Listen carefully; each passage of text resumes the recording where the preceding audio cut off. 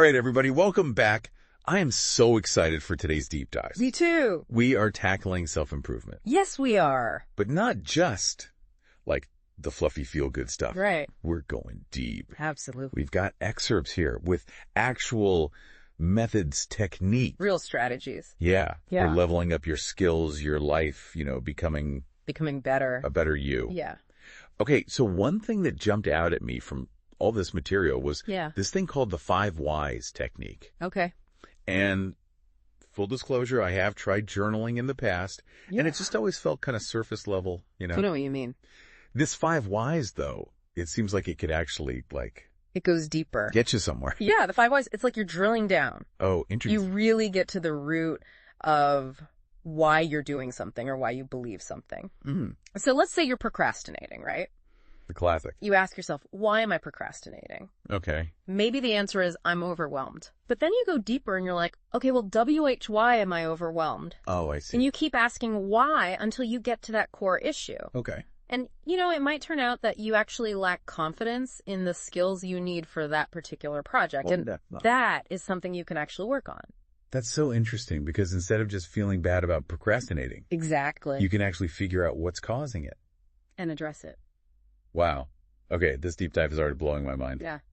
What else is in store for us here? Well, speaking of actually getting things done, All right, I like it. one of the excerpts talks about this GROW model. Oh, grow model. Okay, so Yeah. are we getting key to gardening metaphors now? No.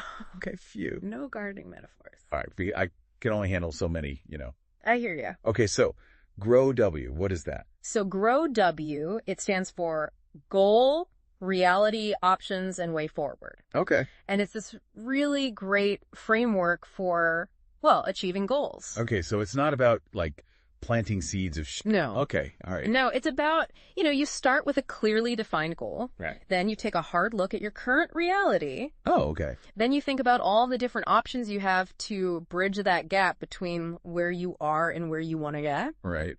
And then finally, the way forward is about making that concrete action plan. That makes a lot of sense because it's kind of like instead of just wishing things were different, Yeah. you actually create a plan to get there. It's a roadmap. Yeah.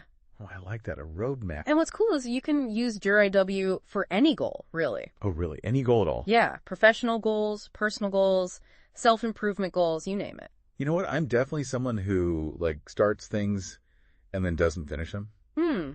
And I wonder if this Grow W model, could actually help me with that because I think I often skip that reality step. Yeah.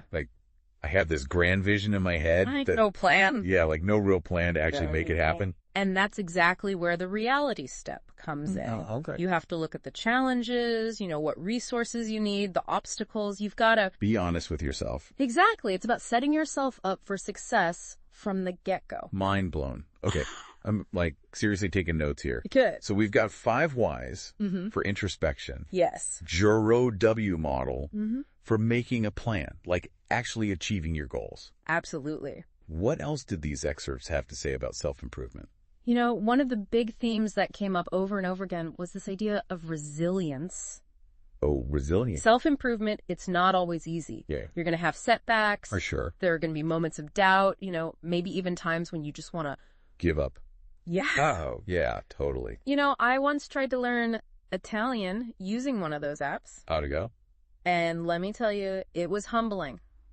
Oh, no. I'm pretty sure I offended more people than I had actual conversations with. Oh, I can imagine. Yeah, but that's where resilience comes in. One of the excerpts, it told the story about a woman who was trying to start exercising regularly. Okay. And she had this really demanding job, a young family, and basically no free time. Sounds dope. She tried and failed multiple times. Feel that. But the thing is, she kept reframing her setbacks. What do you mean? Instead of seeing them as failures, she saw them as learning opportunities. So instead of saying, I'm a failure, she'd ask herself, what can I adjust in my schedule? How can I make this work? That's so powerful because instead of getting stuck on the negative, Yeah, she was looking for solutions. exactly. Okay, I love that. And that really highlights a key part of resilience, Yeah. right? It's all about reframing that negative self-talk. Mm, So instead of beating yourself up, you approach challenges with what's called a growth mindset. okay. You ask, what can I learn from this? Or how can this experience make me stronger? I love that in theory, the reframing negative self-talk. But honestly, I struggle with that all the time. I get it. Are there specific examples from the excerpts about how to actually do that? So one of the excerpts suggested keeping what they call a reframing journal. Okay, interesting. And the idea is every time you notice that negative self-talk creeping in, you write it down. Okay. But then you also write down a more positive, more constructive way to look at the situation. So you're basically training your brain to focus on solutions, not problems. You know what? That is something I can actually try. There you go. And honestly, the more we talk about all this, the more I realize self-improvement is really a mindset thing. It really is. It's not just about learning a new skill. It's about cultivating that positive mindset. Yes, exactly. Being more resilient. So before we wrap up, what was the most surprising or useful thing you learned from all this material? I think what really stood out to me was how personal self-improvement is. Okay. There's no one-size-fits-all approach. Yeah, that's true. It's all about understanding yourself, your values, your strengths, your weaknesses, and then choosing the tools and techniques that really speak to you. Okay. What works for me might not work for you, and that's perfectly fine. Yeah. The important thing is to be curious, experiment, really find what helps you become the best version of yourself. I love that. That's a great takeaway. Yeah. Well, thank you so much for joining us for this deep dive into self-improvement. It was fun. We hope you learned some new things. We hope you're feeling inspired. Definitely. And until next time, keep on growing. See you later. Bye.